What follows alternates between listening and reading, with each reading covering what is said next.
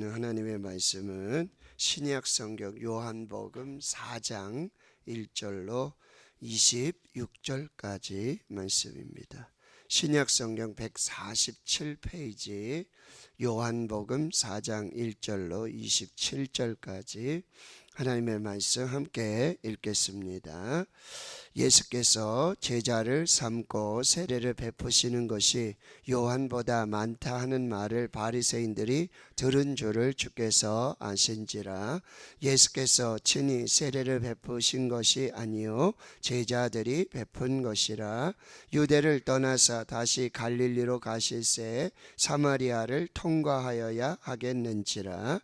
사마리아에 있는 수가라 하는 동네에 이르시니 야곱이 그 아들 요셉에게 준 땅이 가깝고 거기 또 야곱의 우물이 있더라. 예수께서 길 가시다가 피곤하여 우물 곁에 그대로 앉으시니 때가 6시쯤 되었더라. 사마리아 여자 한 사람이 물을 기르러 왔음에 예수께서 물을 좀 달라 하시니 이는 제자들이 먹을 것을 사러 그 동네에 들어갔음이러라. 사마리아 여자가 이르되 당신은 유대인으로서 어찌하여 사마리아 여자인 나에게 물을 달라 하나이까 하니 이는 유대인이 사마리아인과 상종하지 아니함이러라. 예수께서 대답하여 이르시되 내가 만일 하나님의 선물과 또 내게 물 좀 달라 하는 이가 누구인 줄 알았더라면 내가 그에게 구하였을 것이요 그가 생수를 내게 주었으리라. 여자가 이르되 주여 물 기를 그릇도 없고 이 우물은 깊은데 어디서 당신이 그 생수를 얻겠사옵나이까. 우리 조상 야곱이 이 우물을 우리에게 주셨고 또 여기서 자기와 자기 아들들과 짐승이 다 마셨는데 당신이 야곱보다 더 크니까. 예수께서 대답하여 이르시되 이 물을 마시는 자마다 다시 목마르려니와 내가 주는 물을 마시는 자는 영원히 목마르지 아니하리니 내가 주는 물은 그 속에서 영생하도록 솟아나는 샘물이 되리라.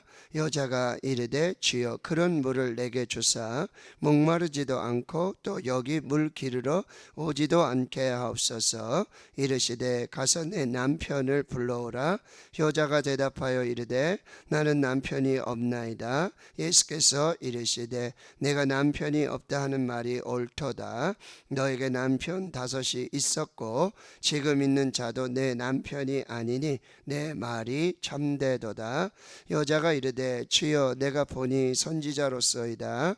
우리 조상들은 이 산에서 예배하였는데 당신들의 말은 예배할 곳이 예루살렘에 있다 하더이다.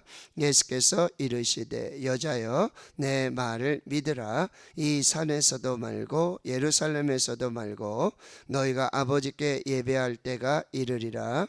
너희는 알지 못하는 것을 예배하고 우리는 아는 것을 예배하노니 이는 구원이 유대인에게서 남이라. 아버지께 참되게 예배하는 자들은 영과 진리로 예배할 때가 오나니 곧 이때라. 아버지께서는 자기에게 이렇게 예배하는 자를 찾으시느니라. 하나님은 영이시니 예배하는 자가 영과 진리로 예배할지니라.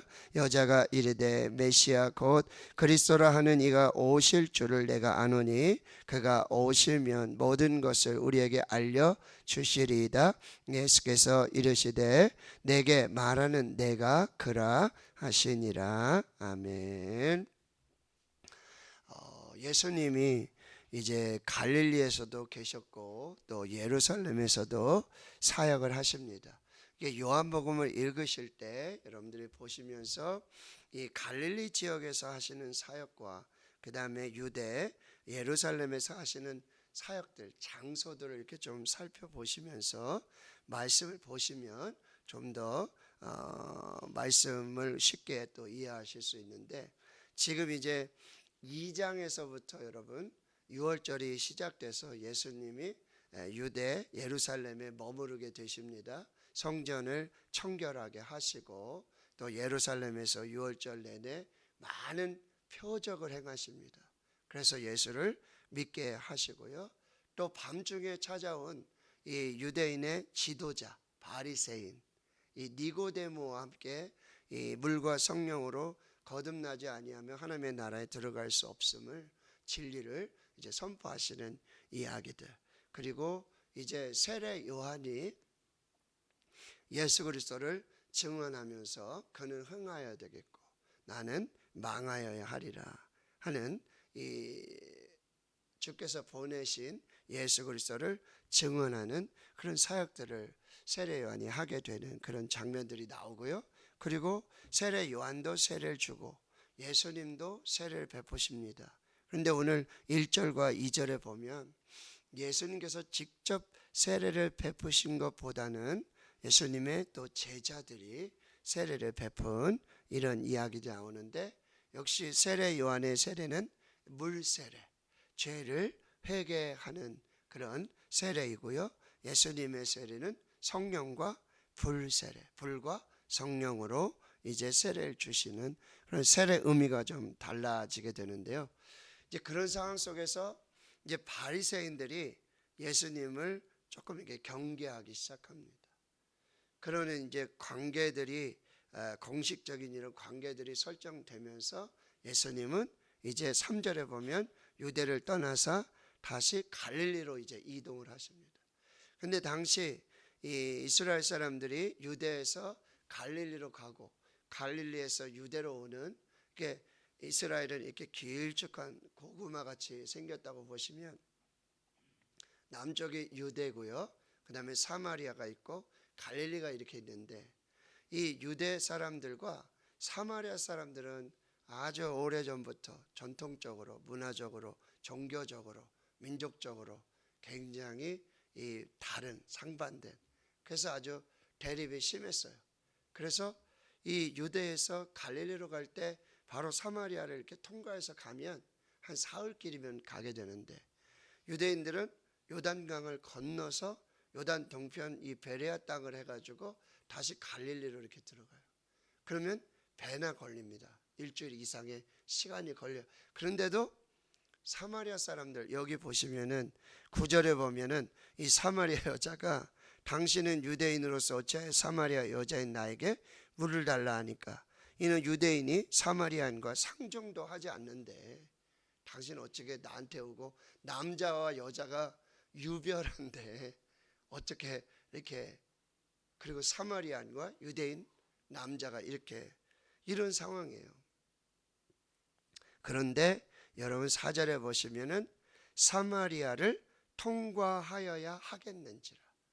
여기 한글 번역에는 약간 좀 그런 의미가 많지 않은데요. 원래 언어의 의미에 보면은 예수님이 일부러 이 사마리아를 통과하셔야만 했다는 거예요. 사마리아로 지나가셔야만 했다는 거예요. 이유가 있다는 거예요. 목적이 있다는 거죠. 그러니까 여기 보시면 이제 예수님이 하나님의 아들로서 이 땅에 오셔서 사역을 하실 때 여러분 1분 1초라도 허투루 사용하지 않으셨다는 거죠. 그리고 예수님이 유대에 계셨다가 또 뭐 갈릴리 가셨다가 다시 나사렛에 가셨다가 이렇게 움직이는 이런 것이 그냥 아무 의미와 아무 목적이 없는 그런 행동이 아니었다는 거죠. 여기 하나님의 섭리와 하나님의 계획과 그리고 이유와 목적을 가지고 행동을 하셨고 말씀을 하셨고, 그가 가는 곳, 그가 머무르는 곳, 그가 행하는 표적 다 이유가 있었다는 거죠. 여기는 이제 사마리아의 이 목마른 갈급한 이 한 여인을 찾아가시는, 니고데모는 밤중에 예수님을 찾아왔죠. 근데 여기는 예수님이 이 사마리아 여인을 찾아가시는 그런 예수님의 모습을 볼 수 있다는 거죠.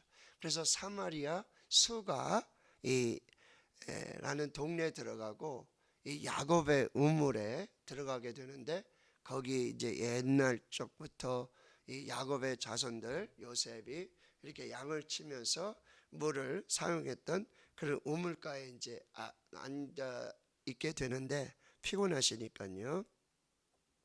그때가 6시라 그랬어요. 여기 6시는요, 여러분, 여기에다가 성경에 나오는 뭐 6시, 제4시, 뭐 9시, 3시 뭐 이렇게 나오잖아요. 그럼 플러스 6을 하시면 돼요. 여기 6시잖아요. 그러면 낮 12시입니다. 정오에는 여러분, 이스라엘은 햇볕도 쨍쨍하고 하니까 많은 사람들이 움직이지 않습니다. 근데 그 정오에 이 우물가에 앉아 있는데 거기 한 여인이 물을 들어온 거예요. 이상하죠. 이 여인은 왜 그 시간에, 사람도 잘 안 다니는데, 이유가 있겠죠. 사람을 만나기 어려워하는, 또 만날 수 없는 그런 사정과 형편이 있었다라고 하는 거죠. 그러면서 이제 여러분, 예수님과 이 여인과의 대화가 시작됩니다. 예수님이 물을 좀 달라고 하는데, 여인은 아니 당신은 유대인 남자고 나는 사마리아 여자인데 어떻게 상정도 안 하는데 저한테 물을 달라고 하냐. 그러니까 10절에 예수님이 내가 만일 하나님의 선물과 또 내게 물 좀 달라 하는 이가 누구인 줄 알았더라면 내가 그에게 구하였을 것이요 그가 생수를 내게 주었으리라. 그래 여자가 또 딴소리를 해요. 여기 물도 깊고 그릇도 없는데 우물도 깊은데 어디서 생수를 얻겠느냐. 당신이 야곱보다 큰 사람입니까? 라는 이야기를 해요. 근데 13절 14절에 예수님이 또 말씀하시죠. 이 물을 마시는 자마다 다시 목마르려니와 내가 주는 물을 마시는 자는 영원히 목마르지 아니하리니 내가 주는 물은 그 속에서 영생하도록 솟아나는 샘물이 되리라. 그냥 마시는 물이 아니라 그 물은 여러분 마셔도 여러분 목이 마르면 또 가서 물을 찾게 되죠. 물을 마셔야 되죠. 그런데 예수님이 주시는 물, 그 생수는 영생하도록 솟아나는 샘물이 될 것이다. 근데 여인이 이걸 잘 몰라요. 그러니까 또 15절에 주여 그런 물을 내게 주사 목마르지도 않고 또 여기 물 기르러 오지도 않게 하소서. 이 여인에게는 영혼의 갈급함이 있었어요. 영혼의 목마름이 있었어요. 이제 예수님이 말씀하시잖아요. 남편을 데리고 오라고. 남편 없습니다. 무슨 소리냐. 너 남편이 5이나 있고 지금도 함께하는 남자가 있는데 이게 무슨 얘기예요? 이 여자는 채우지 못하는 이 목마름, 이 갈급함을 여러분 뭐 결혼이라든지 남편을 두면서 경제적인 목마름, 또 어떤 사랑에 대한 목마름, 어떤 이런 것에 대한 목마름이 너무 많은데 그 목마름을 채워줄 사람을 만나지 못했던 거예요. 마셔도 계속되는 그런 목마름이 있었다라고 하는 것이죠. 그런데 이 남편 이야기 이런 상황들을 보면서 여자가 다 아시니까요. 남편이 5이나 있었고 지금 사는 남편, 어떻게 보면 예수님은 7번째 남자일 수도 있습니다. 이걸 다 아니까 19절에 보니까 선지자이신 것 같은데요 하면서 이 여인이 진짜 목마름을 이야기하기 시작하는 거죠. 뭐예요? 예배에 대한 목마름입니다. 하나님 만나고 싶고 메시아를 만나고 싶고 정말 이 육체적인 목마름, 갈급함을 채울 수 없는 그 육체적인 갈급함, 목마름을 채워주시는 그 하나님을 만나는 그 예배로 하나님 앞에 나아가길 원하는데 하나님 만나기를 원하는데 이 세상의 갈급함, 목마름, 뭐 남편이라든지 경제라든지 이런 거는 도저히 채울 수 없는, 어쩌면 이 여인은 이렇게 남편이 5이나 되고 또 6번째 남자를 만나고 이러면서 어떤 자기 자신의 목마름을 또 많이 채웠을 수도 있어요. 이건 채워지는데 채워지지 아니하니까 또 남자를 만나 또 결혼을 하고, 이건 채워졌는데 또 채워지지 않으니까, 여러분 이게 우리 사는 인생의 목마름이라는 거예요. 세상의 것은 그래요. 돈이 좀 있었으면 좋겠다. 돈을 그렇게 쫓아다니고 근데 그 돈이 내 영혼의 목마름을 다 채워주지 않는다는 거예요. 사람을 만나고 싶어요. 대화하고 싶어요. 관계하고 싶어요. 처음에 밥 잘 사주면은요, 많이 친구처럼 올 수도 있겠죠. 그러나 그건 한두 번이죠. 진정한 대화를 나눌 수도 없고 삶을 나눌 수도 없는, 어쩌면 뭐죠? 더 공허한 거예요.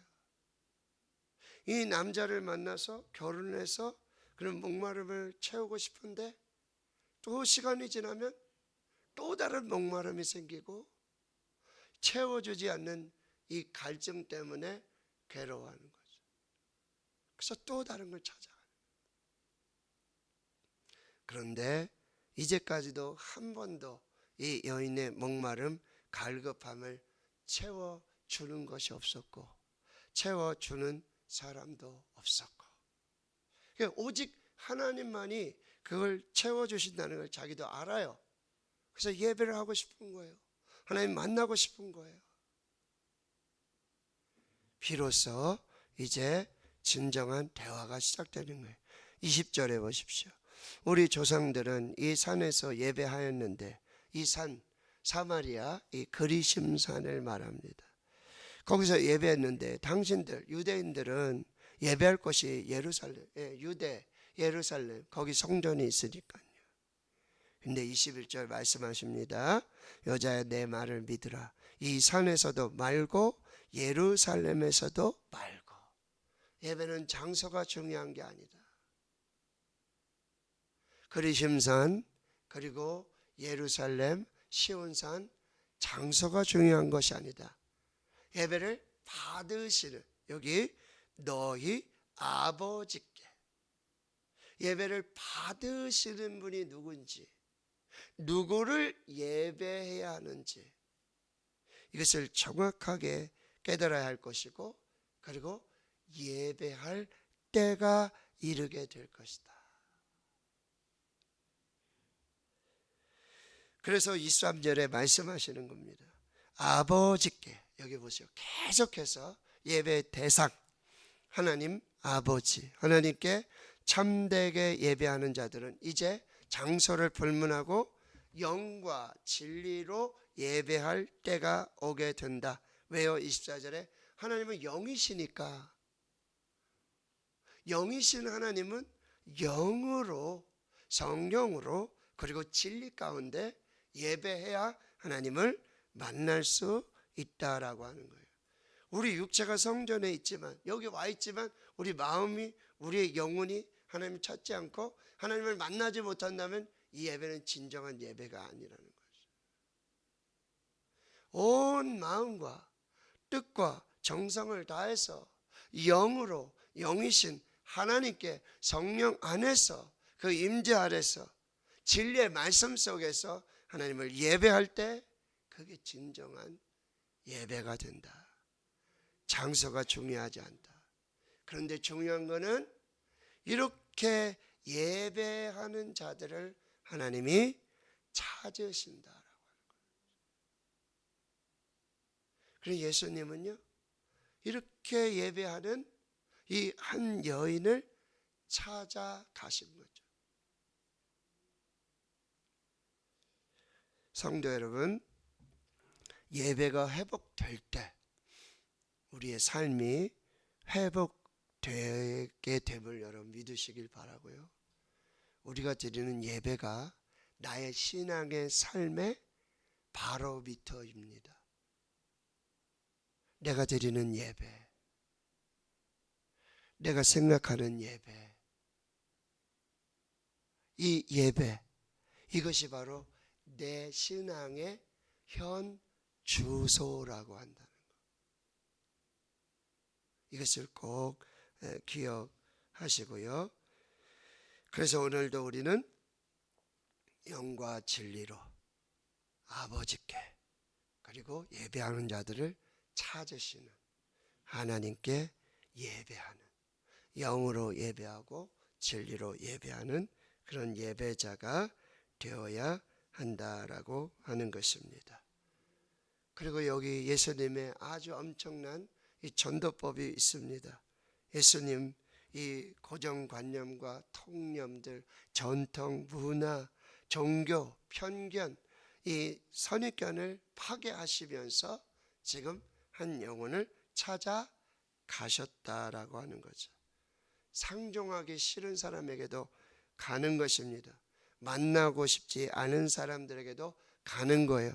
진짜 저 사람은 지옥 갔으면 저 사람에게 내가 죽어도 복음을 전하지 않을 거야, 예수를 전하지 않을 거야 라고 하는 그 사람에게 진짜 복음이 필요하다는 거죠. 예수님이 가셨어요. 그래서 예수님은 승천하시면서 너희는 가서 가라고 말씀하십니다. 오늘 우리가 가서 만나야 할 사람, 이 복음을 전하여야 할 사람. 어쩌면 여러분 나만 변하면 되는 거예요. 저 사람 만나고 싶지 않은데, 저 사람에게 복음 전하고 싶지 않은데, 저 나라에, 저 민족에게는, 저 인종들에게는 내 안 가고 싶은데, 내가 변하면 여러분 하나님이 변화시켜 주신다라고 하는 거. 그리고 여러분 진정한 목마름은 오직 하나님을 만나야 되고 오직 예수님만이 주실 수 있다는 것. 모든 문제, 모든 갈급함의 정답은 예수님이시라는 것. 이걸 우리가 꼭 붙잡고 오늘도 승리하시고요. 또 1885년, 지금으로부터 140년 전입니다. 부활절 아침에 인천 제물포항을 통해서 호레이스 언더우드 선교사님, 헨리 아펜젤러 선교사님이 한국에 오게 돼요. 기가 막히죠. 어떻게 부활절 아침에 대한민국에 오냐 말이죠. 예수 들고 왔어요. 복음 들고 왔어요. 그 예수가, 그 복음이 이 어둠의 땅을, 이 무지의 땅을 정말 하나님의 나라로, 하나님 예배하는 거룩한 나라, 거룩한 제사장 나라로 하나님께서 이 140년 동안 이렇게 바꿔주셨어요.